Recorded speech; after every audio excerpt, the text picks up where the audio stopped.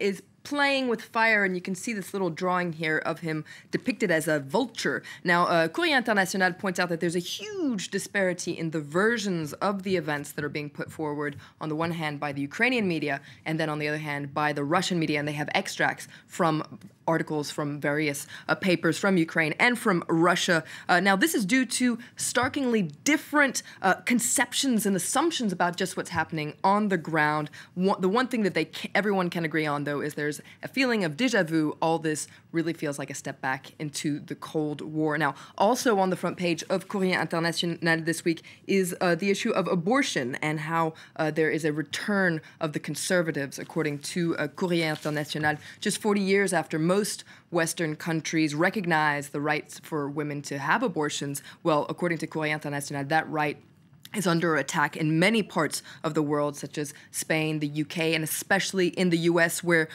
anti-abortion lobbyists are trying to make it harder for women to have an abortion. And so Courrier International points out that when it comes to women's rights, nothing is written in stone. And of course, this comes as we celebrate International Women's Day, this month. Absolutely. Well, meanwhile, Le Nouvel Observateur focuses on women, but also on men. That's right, and brings up this age-old debate.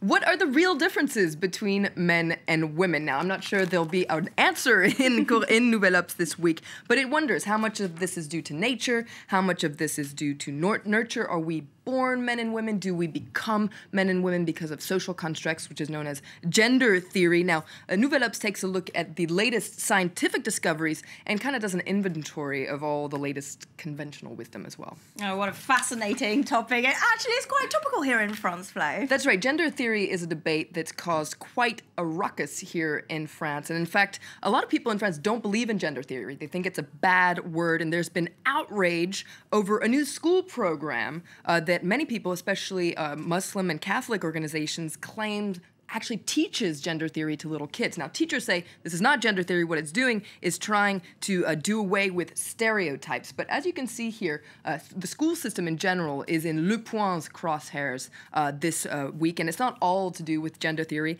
It's just because things are bad, according to Le Point. For instance, it pulls out some statistics. 19% of young people are illiterate here in France, and 40% of young people without diplomas are unemployed. So according to Le Point, all this is bad despite the huge budget that the state has put forward for schools, which is 65 billion euros. So it asks this question: can we actually entrust our children in the public school system?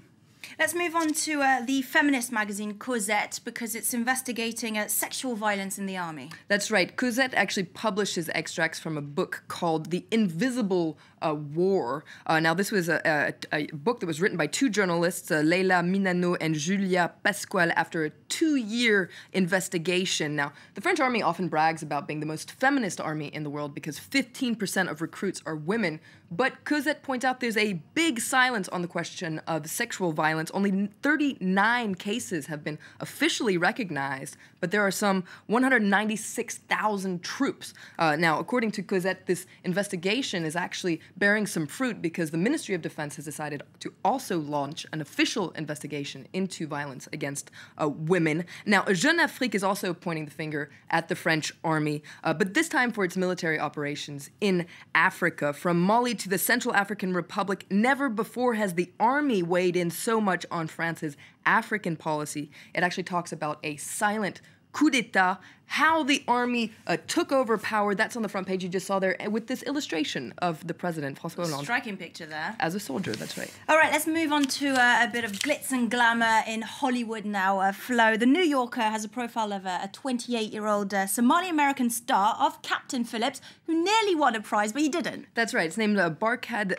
Abdi. Now, he was a limousine driver in Minnesota when he was cast for the role in 2011. So he won a BAFTA. He was nominated for the Oscar. But the New Yorker says, unfortunately, it's not really a Hollywood ending for him. It's more like hardship in Hollywood. He says he's having a real hard time making ends meet, and he says that he's moved to Hollywood to try and get more jobs, but he's having a hard time finding work. Now, one actress who's probably not having a hard time finding work is the French actress Julie Gaillet. She's on the front page of Paris Match this week. Now, she's gotten a lot of attention because she allegedly had an affair with the president, François Hollande. Now, she was nominated for a César, which is kind of the French equivalent of the Oscar, for a second role. She didn't win that award, but she was the star of the ceremony, according to Paris Match. And as you can see here on the front page, she says that she's assuming her new destiny. And we're going to have a short break now, but don't go away. Do stay tuned to France 24 because we'll bring you all the latest on the crisis in Ukraine with our reporter Rob Parsons, who is on the ground in the Crimean capital. Do stay tuned for that.